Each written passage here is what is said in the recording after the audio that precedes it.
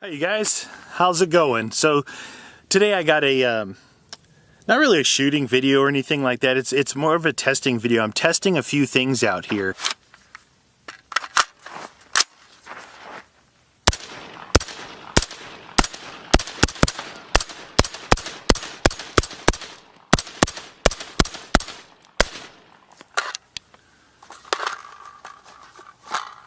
I just did another video just before this one where I shot a .45 caliber pistol with a suppressor on it. It's pretty cool, pretty neat. Somehow I cut my finger. I don't know if it was on the gun. Some of those polymer guns, man, they can have sharp edges. I don't know if it was that or what, but it's one of those little little boo-boos that kind of hurt on the tip of your finger, you know what I'm saying? So you have to apologize. I got my Mall Ninja battle belt on.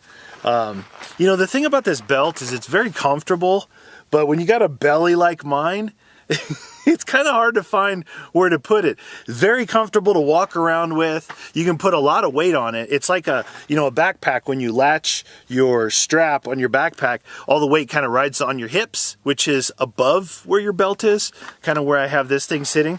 And that's how this is. You can really gear it down. Right now I only got 3 mags in here. I've got a Glock 19 in here. On the back I've got a dump pouch and this is my medic kit with quick clot, Israeli bandages, tourniquet, things like that. Pretty good, kind of an IFAK, individual first aid kit. So I have that on there, scissors, things like that.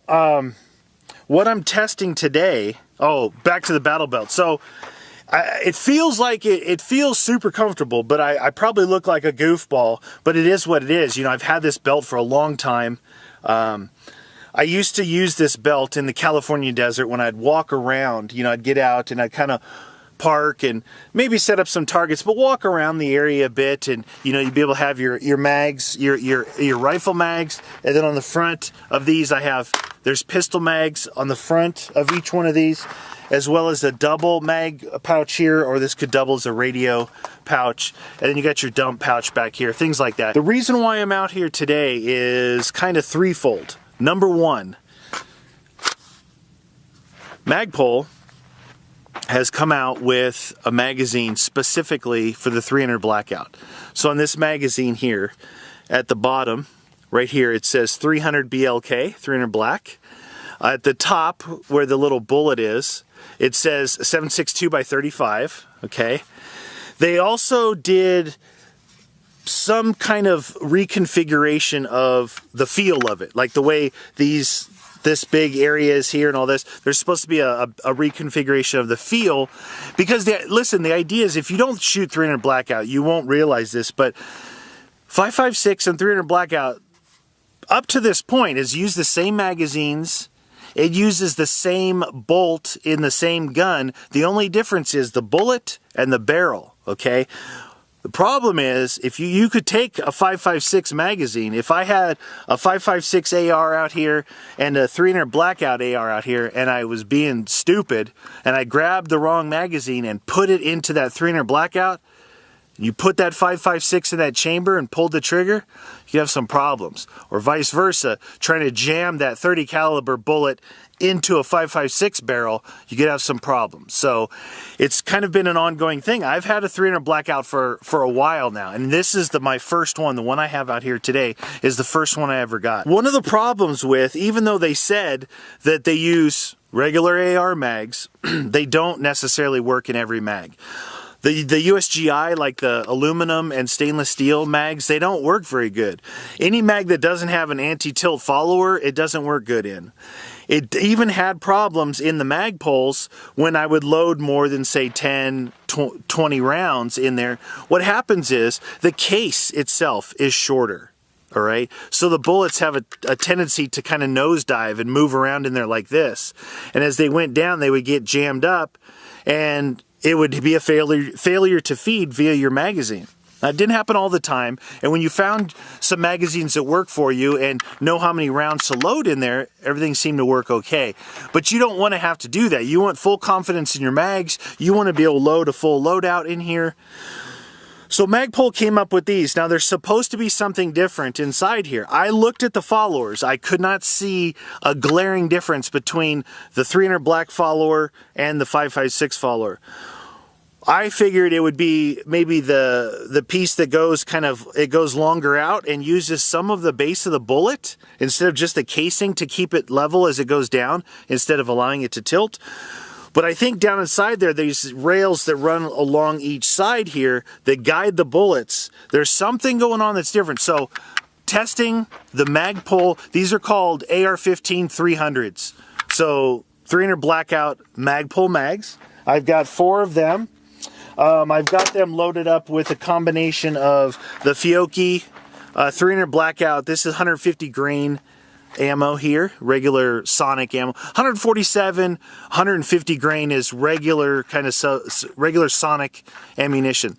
I did have some MagTech stuff that was like down in the 120s, I think, which is really lightweight. I don't know what the deal with that is. And then the other one is the S&B ammo, subsonic. This is the 200 grain stuff right here. Now you can see the price on it. This is $15 for 20 rounds. So imagine I load one of these 30 round mags up with this box of 20 and I dump this mag. That's 15 bucks, just like that. Some people don't realize just how expensive it is to shoot some of these calibers. $15. So I go boom, boom, boom, boom, boom. Ooh, that was really fun. You got a really fast trigger finger. Take 10 and a 5 out of your wallet and go and throw it. It gets expensive. So I've got some subsonic. I've got some regular sonic ammo. Now this ammo here is ammo that I've had I bought a case of this or so a couple years ago. I didn't shoot a lot of 300 black for a while. I kind of stopped shooting it until I was able to get a suppressor. Now I'm kind of back into it. So this is some ammo I've had for a few years. This is stuff I've been buying to test out the suppressors. And then the other thing I'm testing is, this is my 300 Blackout pistol that I bought when I lived in California. It's made by PWS, which is Primary Weapon System. Their claim to fame is that they've got this kind of an AK style piston system in here. It's a long stroke piston where it's attached, instead of having a gas tube come back, it's got a solid rod that attaches to the top of the bolt carrier, right? So it attaches to the top of the bolt carrier, and up at the front has a little piston on it. So when you take it apart, you have to take out the charging handle with the bolt carrier. Then you can take off that piston, it slides off, then you can take off your charging handle, and now you got your bolt carrier in your hand. Probably show you real quick how to do that. So as you come back, normally their bolt carrier would just drop out and your charging handle would stay in here. But with this, you've got to pull it back, take out your charging handle. And here you can see, here's the piston on the end, and if you rotate it, it's got a little notch that it sits in. That's your piston. You can take off your charging handle now, and here it is. So here's your bolt now. You can see it looks like an AK pattern, right? The idea of this piston rod connected to your bolt carrier. Kind of a unique setup here. Not all piston guns are like this. Some pistons come back and kind of boom, kind of hammer it back. Some are like AKs that do it like this. This is an AR that has kind of an AK inspired piston on it. So it's a unique gun. You won't be getting that direct impingement gases back here. It's going to be popping up here. So this could be louder on a suppressed gun than a DI gun, where the DI gun will come back, kind of go through your carrier, then all those gases will expand back here as the bolt cycles. So the last thing I'm testing is this suppressor. So this suppressor is the Omega 9K. You've seen this suppressor in another video where I put it on the CZ P07 pistol and also the MP5. So this suppressor, when I got this, when I had ordered this, my intention was it was going to be for 9mm pistols and also those SMGs, you know, 9mm style SMGs. MP5, Scorpion, TP9, things like that, except not the TP9, it's a proprietary suppressor. But this thing is rated, 1, full auto, 2, it's rated for 300 blackout out of a rifle. Now, I didn't try this, I did not try this on my 16-inch 300 blackout, but since I brought out the pistol, which I haven't shot in a long time, I direct threaded this on here with the 5/8. It's a 5/8 24 thread, you know, the 30 caliber thread. So there's no piston, no booster piston like on the pistol. There's no quick disconnect because this is welded. So this is direct thread on here. There's no tri-lock either, which the tri-lock adapter is what I would use on like the SMGs. So what we're gonna do is test this out and see if this thing is loud on my ears, how the mags work, revisit this pistol that I haven't shot in a long time. You can see I had some intentions of possibly changing the color configuration on here. I even thought about painting this thing. I'm not really sure where I'm going to go with this, but I do have a black one, you know, black furniture for this. I'm not sure what I'm going to do with it, but let me get the camera set up and we'll shoot some downrange. I'm going to start off with, I got 10 rounds of the S&B subsonic 200 grain ammo loaded in this mag here. And we're going to test out, one thing I just noticed that on this particular rifle, I don't have the ambidextrous safety. So when I shoot ARs, I like to sweep the safety back with this finger when you're done. Or when you're transitioning, it's real quick to kind of sweep it back, and then when you take it off safety, you know, you use your thumb. So I might install an ambidextrous safety in here. Make sure this Trijicon is on. So if you're not familiar, this is a Trijicon MRO. I don't know if you're going to be able to see the dot in there or not. But it's a nice sight. They're not cheap, but they're not as expensive as an Aimpoint, and I think that the quality is on par with Aimpoint. Aimpoint's the industry standard when it comes to red dot sights. You know, my suggestion, if you have multiple rifles that you'd like to have, you know, some type of optic red dot on it, and you don't feel like switching it. I made the mistake thinking I could just switch them, but you know, it's a different zero on each rifle. And once you zero rifle and it's on, it feels really good to know and have the confidence that that thing is zeroed. So pick your favorite rifle, put the best optic you can on that one, and then on some of your other ones, go with those primary arms or the Holosuns that are a third the cost of even this, where you could probably buy 2 of those for the price of one of these. Between $150 and $250 for those, depending on the quality that you get, where this will run you over $400 without the base. All right, so this is the Magpul 300 black mag with the S&B subsonic ammo with the Silencer Co. Omega 9K on the PWS piston driven 300 blackout pistol. Say that 3 times fast. Here we go. Let's try this out.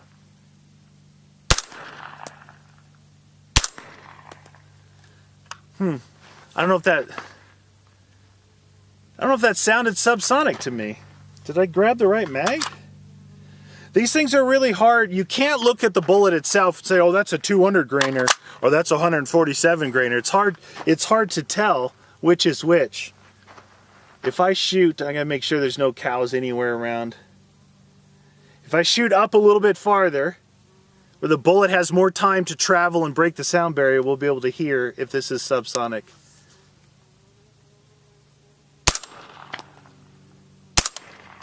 Yeah, it's subsonic. I'm not hearing the crack. It's a little bit louder. Now, the other 300 blackout I shot was with that hybrid can, which is longer. It's a bigger can. This is, again, a K style, Omega 9K, shorter can. It's doing a good job, but it is, I can tell that the decibel level is higher on this than it is on the other one, which is probably pretty obvious, right? It's a longer, bigger can. You look at this setup here. Look how small this is. You know, if you see my videos on the SIG M400 Scorpion with the 11-inch barrel setup, this is shorter than that gun with this suppressor screwed on. This is a 10.5-inch barrel, by the way. They don't make they make a whole new line of these guns now. This gun was, I think I got this in 2013.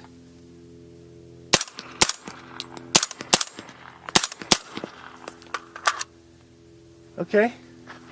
So the mag, now that was only 10 rounds, so I think that that's cheating if it comes to testing. Oh, here comes a whole wagon train of cows.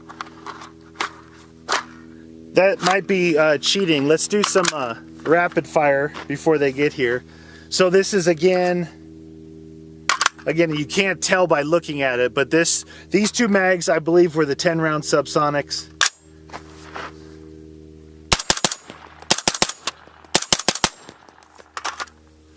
Okay, this is a standard trigger in here. I actually hitched the trigger once, meaning I pulled it, it didn't fire, I pulled it too quick.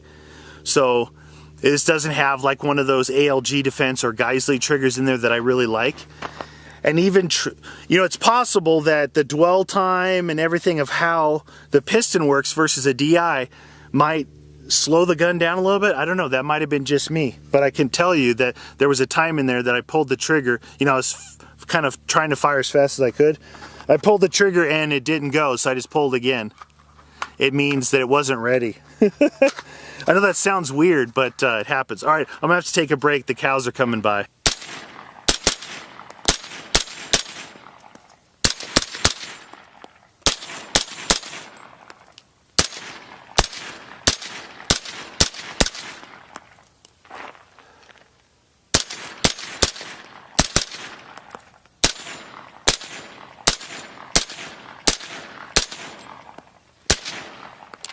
So this pistol here I'm shooting, I'm getting blast. I don't know if you'll be able to see that.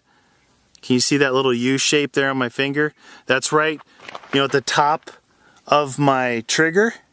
So I'm getting blast down through the trigger onto my finger from, you know, it being suppressed. Like I said, when you suppress it, there's a lot more stuff. Even though it's piston driven, people say, you know, nothing comes back there. Well, there is stuff that comes back, you know, when the bullet comes out and stuff. So I'm getting a little blast down onto my finger. Unless that was just oil or lubrication that was in there and it's kind of vibrating down, because you can see when I shoot this thing, remember, you know, a lot of people say, oh, 300 Blackout is such a weak round. It's a 30 caliber. It's coming out of there, you know, it's coming out of there. Even the subsonics, the supersonic stuff, you can look at the recoil impulse that it's going into my shoulder, as well as, you know, you kind of get the feel of the power, the sound, even though it's suppressed. So far, just a quick update, so far, shot through the mags twice, so that's 8 mags, you know, just under 200 rounds or so. And the magazines seem to be working good. All right, so it's going to take a while. It's going to take a lot of rounds through these mags to make sure that I feel, hey, these are great. You know, these are comfortable. I'm comfortable with them working. You know, you gotta use them a lot. I've used Magpul mags on 5.56. I have no issues with them. I like Lancer mags. Daniel Defense makes some 32 round mags I want to try out. Some other stuff that I have confidence in. Regular USGI mags, you know, you can't go wrong with those as well, as long as they have anti-tilt followers in them. So far these are working good, whether I load 10 rounds, 20 rounds. I've loaded 10 rounds, 20 rounds, 30 rounds in them, gone through them. I have slow fired, I've rapid fired.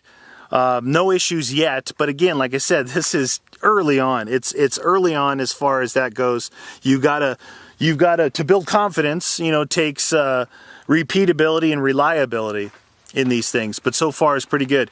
Now, the idea with this gun isn't that I'm going to come out here and dump 500 rounds at the range with that suppressor on it. The idea with that gun is it's small, it's lightweight, and if the smallest suppressor I can put on there, because if I'm backpacking and I want to have a rifle with me, maybe I want to have my 300 Blackout pistol with me like that. I want it small as it can be, as light as it can be, and I want it suppressed so I can shoot without my ear protection on and not cause a problem.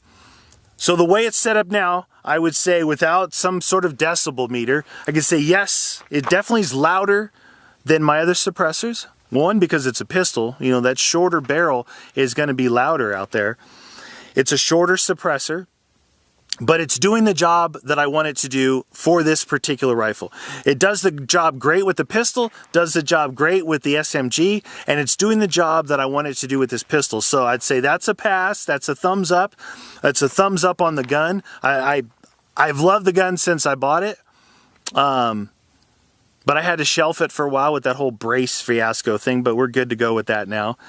I bought it like it is, you know, it came from the factory with a brace on and everything. So, and in California, I felt, hey, this is great. You know, I got this nice little pistol rifle, and it was a lot of fun to shoot. So now with a suppressor on it, I think it's going to be a nice little backpacking type gun that if you want to have a rifle with you when you're out in the woods, in the middle of nowhere by yourself, it's a good option, plus it's suppressed.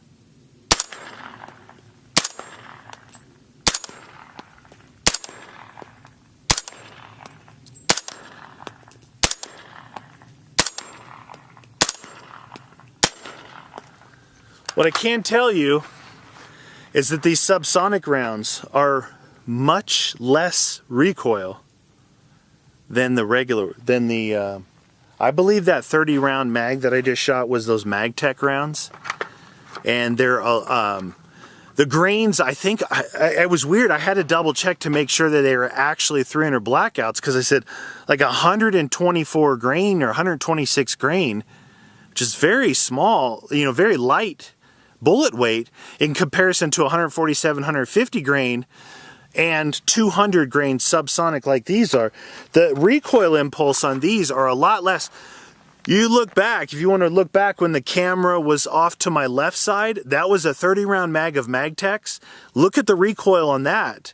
The felt recoil, as I was shooting, I'm, you know, kind of thinking, why is this thing kicking a bit like a mule here? It's pretty wild. It felt like, it didn't feel like a normal 300 Black, because 300 Black is pretty soft shooting gun. And this is, again, I wish you could take a look and see and tell, but you can't really see. My phone's ringing in my Jeep. Hold the phone. Yeah, much softer shooting. So subsonic, you know, the idea, for me, I'm just to say, you can look up on the internet all you want. For me, the 300 Blackout is, say, from 100 yards and in, or even CQB with something like this. I'd rather have this 300 Blackout than a 9mm round. You know, the idea was that maybe it could replace MP5 entry weapons, stuff like that. This round was built to suppress. That's where it started. Let's put this big fat bullet, jam it down inside the case of a 5.56 so we can suppress it better. And I think it suppresses really good. Again, you see just how small that can is on there. Very small.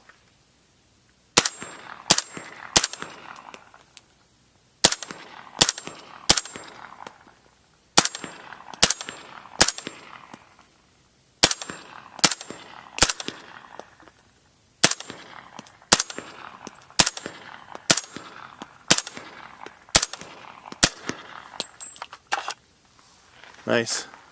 Very nice shooting gun, easy, comfortable.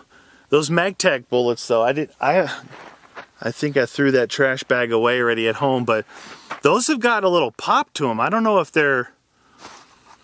that's like a 300 Black version of reach out a little bit farther because the lighter grain bullet, it might be. I don't even remember picking those up. It's interesting. So if you're a 300 Blackout shooter, maybe check out the Magtech rounds. They're down in the 120 grain area. Do some research on those and see what they are, because they were moving this gun around a bit. But I mean, if the idea is for that round to kind of bridge more toward the 5.56, then shoot the 5.56. This thing's too darn expensive to shoot. You know, you shoot lower amount of rounds subsonic through this thing and you're good. You want to dump lead down range and plink away at your targets and stuff. Whip out the 223 5.56. All right, so I want to wrap this video up. Just so a quick update. So far, the magazines are working great. One thing I forgot to mention though, again, if you're a 300 Blackout shooter, maybe you've come across this yourself. You know, loading a regular Magpul, whatever, as you're loading them, you can feel like things going wrong, you know, so it's more cumbersome to load them. You can't just kind of snap them in like you normally would and be ready to go to town. These here, nothing. I was able to load them as fast as I could. They felt like they were all pushing down smooth like they're supposed to.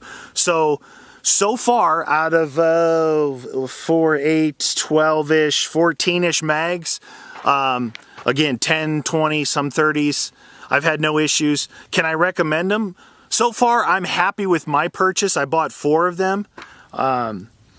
If you're a 300 Blackout shooter, I would say at least go buy one. At least go buy one. It's worth the investment of $18. I think they're about $18.